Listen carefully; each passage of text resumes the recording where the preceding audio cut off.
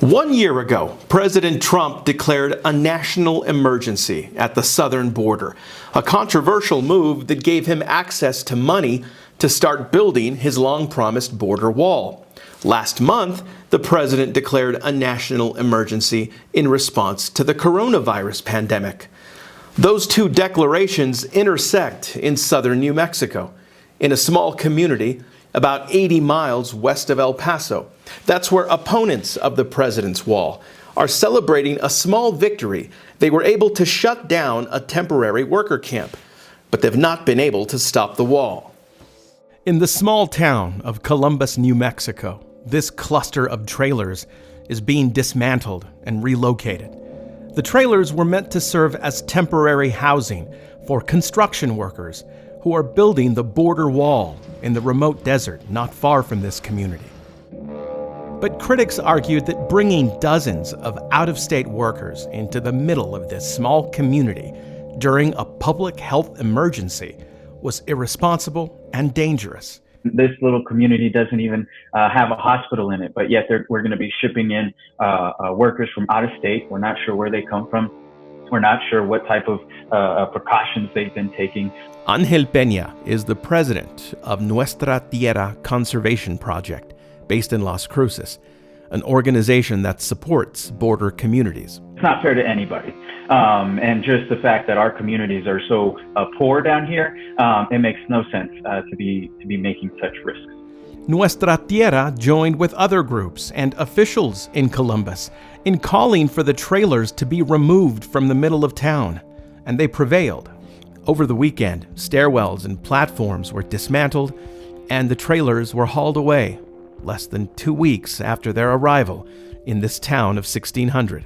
For those people who are coming in, we have nothing against them. It's a job, right? And they have families to feed, and we get that.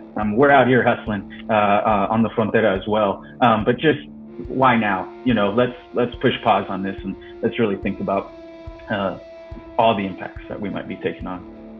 It's not clear where the trailers or the workers ended up. Some trailers can be seen parked on federal land near the Columbus port of entry. But the trailers notwithstanding, construction on the border wall continues. The project is exempt from New Mexico's stay-at-home orders. A statement issued this week from Customs and Border Protection reads in part, "Bollard Wall system work is continuing in New Mexico and elsewhere along the border." According to the Army Corps of Engineers, the Texas-based SLS company is currently building 46 miles of 30-foot bollard-style barrier at a cost of $789 million. This stretch near the Columbus port of entry is in the El Paso Border Patrol sector. There are two priorities that I have, Robert, on my mind from the onset. The integrity of this border, and the second, the life and safety of my agents. In my previous interviews with El Paso Border Patrol Sector Chief Gloria Chavez, she's maintained that these barriers are of critical importance, a position she's held since her days in California's El Centro sector. With each new mile of border wall, alongside other investments in technology and manpower, the Border Patrol continues to enhance operational control of the border. But critics have long argued that the border wall, especially in remote parts of the desert, is a waste of money and resources, a debate that's going to continue with or without a national health emergency. These barriers have proved to be a critical component in gaining operational control of the border. Okay, regardless of the politics, regardless of what it's going to do to our economy and our public land system, you know, right now let's push pause. Let's put our families first. Let's think of our youth. And let's think of New Mexicans. Again, the border wall is exempt from stay-home orders because it's considered critical infrastructure.